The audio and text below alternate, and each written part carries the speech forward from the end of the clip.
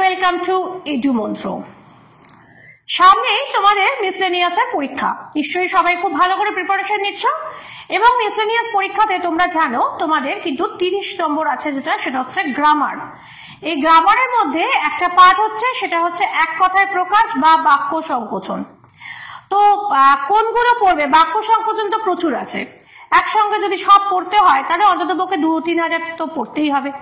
সেই কারণে যেটা তোমাদের করতে হবে, যেগুলো বিভিন্ন পরীক্ষায় এসছে সেই কথা ভাবনা চিন্তা করে বেশ কিছু বাক্য সংকোচন আমি নিয়ে এসেছি, যেগুলো থেকে পড়লে আশা করা যাচ্ছে যে এখান থেকে তোমরা কিন্তু কমন পাবে এবং যেগুলো তোমরা প্রত্যেকেই জানি। দেখো, পরীক্ষাতে এমন কিছু আসবে না যেটা কেউ জানে না, এরকম কখনো হতেই পারে না। সুতরাং যেগুলো আমরা জানি সেগুলোই কিন্তু আমাদের আসে, কিন্তু অনেক সময় কি হয়, সময়ের কারণে বা বহুদিন আগে পড়াশোনা করেছিলাম, তারপরে বিভিন্ন কারণবশত সেগুলোর মধ্যে পলি পড়ে আমরা কিছুটা ভুলে গেছি। সেই কারণে আজকে আমরা যেটা করব সেটা হচ্ছে এই ক্লাসে, এই সেশনে আমরা এরকম ধরনের কিছু বাক্য সংকোচন বা এক কথায় প্রকাশ ঝালিয়ে নেব, যেগুলো কিন্তু পরীক্ষায় আসার চান্স কিন্তু 99%। চলো আজকে আমরা চলে আসি আমাদের ক্লাসে, সেটা হচ্ছে বাংলা ব্যাকরণের এক কথায় প্রকাশ বা বাক্য সংকোচন। দেখো, পাশে আমার লেখা রয়েছে পঞ্চম ভাগ। এর আগেও কিন্তু আমাদের ক্লাসটা হয়েছে, এরকম ধরনের এই ধরনের সেশন আমরা করেছি। যারা আজকে আমার ভিডিও প্রথম দেখছো অবশ্যই স্ক্রল করে আগের ভিডিওগুলো দেখে নাও, আরো ভালো হবে, সুবিধা হবে বুঝতে, এবং পরীক্ষায় সাফল্যের পথে আরো এক ধাপ তোমরা এগোবে, এটা আশা করতে পারি। চলো আবার বলি, বাক্য সংকোচন কাকে বলে? কাকে বলা হয় বাক্য সংকোচন? একাধিক কথায় প্রকাশিত কোনো ভাবকে প্রয়োজন মতন একটি শব্দে প্রকাশ করার নাম হচ্ছে বাক্য সংকোচন। অর্থাৎ অনেকগুলো কথা না বলে আমরা এক কথায় সেই সম্পূর্ণ বাক্যটার অর্থটা বলে দেবো, এর নামই হচ্ছে বাক্য সংকোচন। একে এক কথায় প্রকাশও কিন্তু বলা যেতে পারে। ঠেঙিয়ে দস্যুতা করে যারা, এটা একটা সময় প্রচুর এটা বিখ্যাত ছিল। এরা কি করতো, পথিক দেখলে তাকে সবাই মিলে ধরে তাকে মারতো, ঠ্যাঙাতো যাকে বলে এক কথায়। হ্যাঁ, তো এরকম ধরনের দস্যুদেরকে বলা হতো ঠ্যাঙাড়ে। শরৎচন্দ্র চট্টোপাধ্যায়ের লেখা এই ঠ্যাঙাড়েদের নাম তোমরা প্রচুর পাবে। ঠেঙিয়ে দস্যুতা করে যারা, তাদেরকে বলা হয় ঠ্যাঙাড়ে। টোটকা ওষুধ, মুষ্টি যোগ, বেশ কিছু ওষুধ আছে যেগুলো আমরা কি করি, হাতের সামনে রাখি। অর্থাৎ এই ধরনের ওষুধগুলো আমরা বিভিন্ন ক্ষেত্রে প্রথমেই ফার্স্ট এডের মতন প্রথমেই ইউজ করে ফেলি। তো এরকম ধরনের যদি কোনো ওষুধ থাকে, যে ওষুধগুলোকে বলা হয় কি মুষ্টি যোগ। টাকা দেবার বরাতি পত্র, হুন্ডি। হ্যাঁ, সবাই এখন কিন্তু হুন্ডি কথাটা ব্যবহার করি না, আমরা কি ব্যবহার করি বলো তো? চেক। ব্যাংকে যাই, চেক নিয়ে যাই, চেকটা ব্যাংকে দিই, ব্যাংক আমাদের টাকা দেয়, তাই তো? সবাই করেছি, প্রত্যেকে, যতজন আমার ভিডিও দেখছো প্রত্যেকে আমরা চেক কথাটা ব্যবহার করি, কিন্তু এই হুন্ডি কথাটা ব্যবহার করি না। অ্যাকচুয়াল চেকেরই পূর্ব রূপ হচ্ছে হুন্ডি, ঠিক আছে? এই হুন্ডির মাধ্যমে কি হয়, লিখে দেওয়া থাকে তোমাকে বরাতি পত্র, বরাত দেওয়া হয় যে এই চেকটা নিয়ে আসছে তোমাকে দিচ্ছে, তাকে তোমাকে এই টাকাটা দেওয়া যেতে পারে। ইংলিশে এর একটা ভাষা আছে হ্যান্ড নোট, একে বাংলায় বলা হয় হুন্ডি। ডানার অভ্যন্তর পক্ষপুট, ডানার অভ্যন্তর পক্ষপুট। ঢাকের প্রবল শব্দ, ঢক্কা নিনাদ। তরল অথচ গাঢ়, সান্দ্র। 3 জামের সমাহার, ত্রিজামা। 3 জামের সমাহার হচ্ছে 3 রাত্রির সমাহার, 3টে জামের সমাহার মানে 3টে রূপের সমাহার, একে বলা হয় ত্রিজামা। তরায় গমন করে যে, তুরগ অথবা তুরঙ্গ। তরা মানে তাড়াতাড়ি গমন করে যে, তুরগ অথবা তুরঙ্গ। কাকে বলা হয় তুরগ অথবা তুরঙ্গ জানো? তুরগ অথবা তুরঙ্গ বলা হয় ঘোড়াকে, কারণ যেহেতু ঘোড়ার গতি খুব তৎপর, গরু বা অন্যান্য বিভিন্ন এই ধরনের প্রাণীদের থেকে ঘোড়া খুব তাড়াতাড়ি যায়, তাই ঘোড়ার আরেক নাম হচ্ছে তুরগ এবং তুরঙ্গ। যে কোনো একটা লিখলেই হবে, দুটো লেখার কোনো প্রয়োজন নেই। 3 ফলের সমাহার, ত্রিফলা। 3 বেনির সমাহার, ত্রিবেণী। দ্বারে থাকে যে, দ্বারস্থ। দূরকে দেখতে পান যিনি, দূরদর্শী। দুদিকের অনুপাত সমান যার, দোহারা। কথায় বলা হয় দোহারা চেহারা। দোহারা চেহারা মানে হচ্ছে কি স্লিম ফিগার, অর্থাৎ দুদিকে যার সমান, হাড় যার সমান, তাকে বলা হয়, যেমন যতটা লম্বা, দৈর্ঘ্য এবং প্রস্থ প্রায় সমান সমান, সেক্ষেত্রে তখন তাকে বলা হয় দোহারা চেহারা বা দোহারা। 2 এর মধ্যে একটি অন্যতর, যদি অনেকের মধ্যে একটি হয় তখন সেটা হবে অন্যতম, কিন্তু যখন দুইয়ের মধ্যে বলা হচ্ছে তখন সেটা হচ্ছে কি অন্যতর। দুই রথীর যুদ্ধ দৈরথ, দ্বীপে জন্ম যার দৈপায়ন, দুহাত সমান চলে যার সব্যসাচী। মহাভারতের সব্যসাচী কাকে বলা হয়?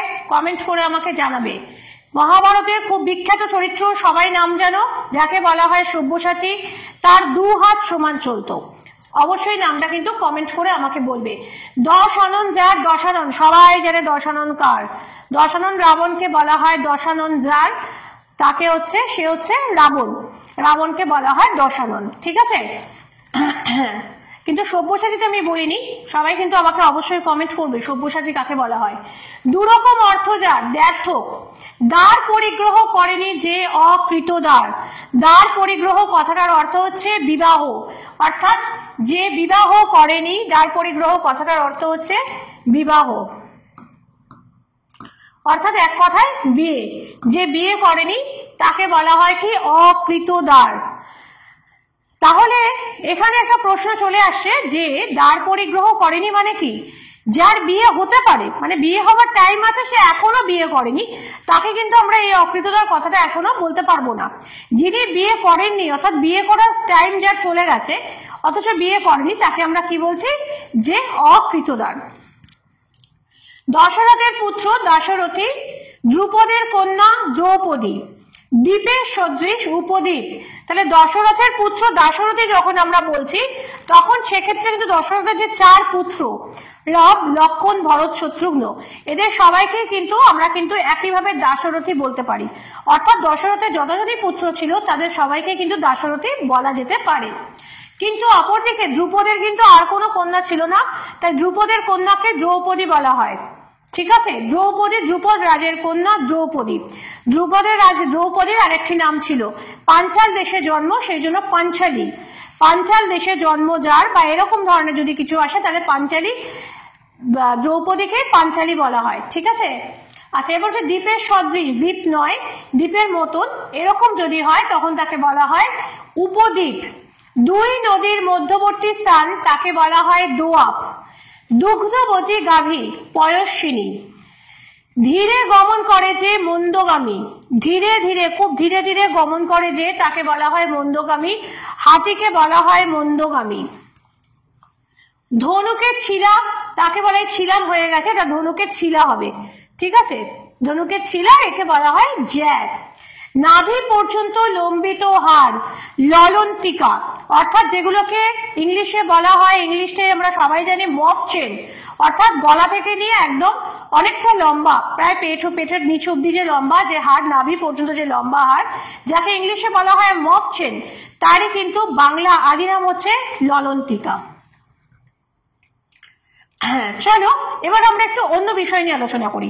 সেটা হচ্ছে যে তোমরা তো জানো সামনে তোমাদের মিসলেনিয়াস পরীক্ষা, তাই যারা এখনো অবধি ভাবছো যে মিসলেনিয়াস পরীক্ষাটা দেব, সেই মিসলেনিয়াস পরীক্ষার জন্য কোথায় পড়াশোনা করব বা কিভাবে পড়াশোনা করব, তাদের জন্য আমরা টিম এডুমন্ত্র পকেট ফ্রেন্ডলি প্রাইজে একদম সব রকম ভাবে যে তোমাদের যে বিষয়গুলো আছে, এই প্রত্যেকটা বিষয়ের জন্য স্পেশালি আলাদা আলাদা ভাবে কোচিং দিচ্ছি। এবং তোমরা কিন্তু কেউই যারা যারা পরীক্ষা দেবে ভাবছো, তারা তাদের সাফল্যের পথে আরেক ধাপ এগোনোর জন্য অবশ্যই আমাদের স্ক্রিনে দেওয়া নাম্বারে যোগাযোগ করো। এবং দেখো এখানে বিভিন্ন যেগুলো যে সুবিধাগুলো আমরা দিচ্ছি সেগুলো স্ক্রিনে দেওয়া রয়েছে, একটু দেখে নাও সময় করে, কারণ এত কিছু করতে গেলে ভিডিওটা অনেক লং হয়ে যাবে। সেই কারণে আমি সব কথা বলছি না, শুধু যেটা তোমাদের সুবিধা, পশ্চিমবঙ্গের যে কোনো জায়গা থেকে অনলাইন ক্লাসের মাধ্যমে তোমরা এই ক্লাসগুলো নিতে পারো। তোমাদের জন্য একগুচ্ছ সুবিধা দেওয়া আছে এবং ফিস একদম পকেট ফ্রেন্ডলি, কোনো সমস্যা হবে না। এবং যে কোনো ক্ষেত্রে স্যারেরা বা ম্যাডামরা তোমাদের সঙ্গে আছেন, তার জন্য এক্ষুনি স্ক্রিনে দেওয়া নাম্বারে ফোন করে ফেলো এবং এক্সিকিউটিভদের সাথে কথা বলে আজই ক্লাসে জয়েন করো।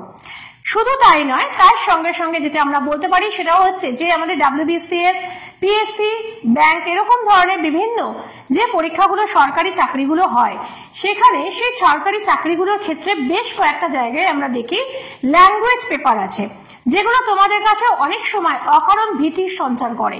কারণ তোমরা অনেক ক্ষেত্রে কি হয় যে এই রাইটিং স্কিলগুলো ভুলে গেছো বা গ্রামার পোর্শনে কিছুটা সমস্যার মধ্যে পড়ছো, তাদের জন্য তাদের কথা মাথায় রেখে এবং এই সমস্ত অসুবিধাগুলো কথা মাথায় রেখে শুধুমাত্র এই ল্যাঙ্গুয়েজ গ্রুপগুলোর জন্য আমরা কিন্তু আলাদাভাবে কিছু কোর্স চালু করেছি।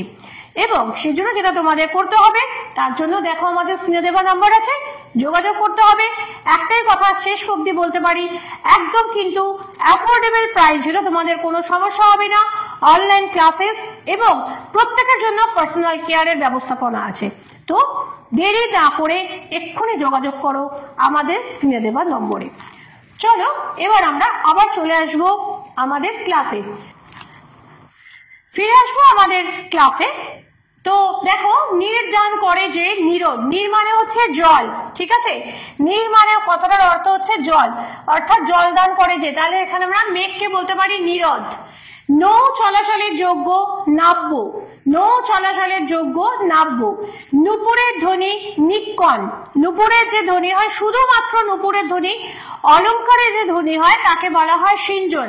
অলঙ্কারের ধ্বনির মধ্যে সব রকমের অলঙ্কার আছে, অর্থাৎ হাতের, কানের, পায়ের নুপুর, গলার হাড়ের মধ্যে যদি কোনো ঝুমঝুমি টুমঝুমি থাকে আর কি, সব মোটামুটি সব অলঙ্কার নিয়ে সেই অলঙ্কারের যে ধ্বনি তাকে বলা হয় সিঞ্জন। কিন্তু শুধুমাত্র যদি নুপুরের ধ্বনির কথা বলা হয় তখন তাকে বলা হচ্ছে কি নিক্কণ।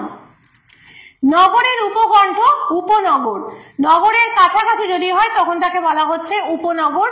নীল বর্ণ পদ্ম ইন্দিবর বা কুবলয়, নীল রঙের যে পদ্ম, যেটা দুর্গাপুজোর সময় আমাদের লাগে মহাষ্টমীর দিনকে, মেন যে নীল রঙের পদ্ম, যদিও নীল পদ্ম দেওয়া হয় না এখন, আর লাল পদ্মই দেওয়া হয়।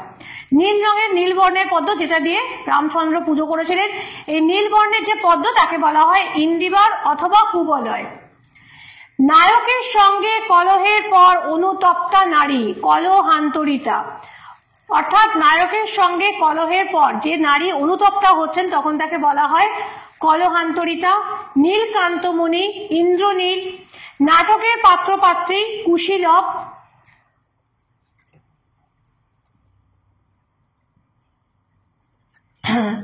নতুন কচি পাতা কিশলয়। পাণ্ডুর পুত্র পাণ্ডব, অর্থাৎ পাণ্ডুর যে পঞ্চ পাণ্ডব, অর্থাৎ যে কোনো পুত্রকে কিন্তু আমরা পাণ্ডব নামে অভিহিত করতে পারি। পঞ্চ পাণ্ডব যে পাণ্ডব, পাণ্ডুর পুত্র। পঙ্কে জন্মে যে পঙ্কজ, পতি পুত্রবতী নারী বীরা। অপরদিকে দেখো, যদি পতি পুত্রহীন নারী হয় তখন কিন্তু এক্ষেত্রে অবীরা কথাটা হবে। আমি দুটোর মধ্যে দুটোই লিখিনি, একটা লিখেছি। যদি পতি পুত্র সঙ্গে যার মানে যে নারীর পতি এবং পুত্র রয়েছে তাকে বলা হয় বীরা, আর যে নারীর পতি এবং পুত্র নেই তখন সেক্ষেত্রে সামনে শুধু একটা অ বসাতে হবে, অবীরা। পরিব্রাজকের বৃত্তি প্রবজ্জা। পরিব্রাজকের ভিক্ষা মাধুকরী, অর্থাৎ পরিব্রাজকরা যে বৃত্তি করেন, মানে তার যে কাজ আর কি, সেই কাজটাকে বলা হচ্ছে প্রবজ্জা। অর্থাৎ পরিব্রাজকের বৃত্তি নেওয়া মানে কাজ দেওয়া, মানে সেখানে তখন তাকে আমরা কি বলি, প্রবজ্জা গ্রহণ করলো। আর পরিব্রাজকরা যে ভিক্ষা করেন না তাকে বলা হচ্ছে কি মাধুকরী। পা দিয়ে পান করে যে পাদপ, পা দিয়ে পান করে যে, কে পা দিয়ে আবার কে পান করে, পা দিয়ে পান করে উদ্ভিদ, উদ্ভিদকে বলা হয় আর এক কথায় পাদপ। আর হচ্ছে পানের যোগ্য পেয়, আর পা ধোয়ার জল পাদ্য, ঠিক আছে, পা ধোয়ার জল আমরা বলি না অর্ঘ্য পাদ্য দিয়ে তাকে সেবা করা হলো, সেই পাদ্য মানে হচ্ছে পা ধোয়ার জল। আর যেটা পান করে খেতে হয় তাকে বলা হয় পেয়। ঠিক আছে, এই ছিল আজকে আমাদের সেশন। আমার ভিডিও যাদের পছন্দ হয়েছে, ভালো লেগেছে, অবশ্যই লাইক করো, তার সঙ্গে বন্ধুদের সঙ্গে শেয়ার করো। এবং যেটা তোমাদের কিন্তু মাস্ট করতে হবে সেটা হচ্ছে কি, যে এই ভিডিওটি চ্যানেলটিকে অর্থাৎ এডুমন্ত্র চ্যানেলটিকে সাবস্ক্রাইব করতে হবে এবং পাশে বেল আইকনটি ক্লিক করে রাখো, যাতে যে কোনো এই ধরনের ভিডিও এলে তোমাদের কাছে সেটা প্রথম পৌঁছয়। আজকের জন্য এইটুকুনি, ফিরে আসবো খুব শিগগিরই এই বিষয়ে বা অন্য যে কোনো মিসলেনিয়াসের ভিডিও নিয়ে তোমাদের কাছে।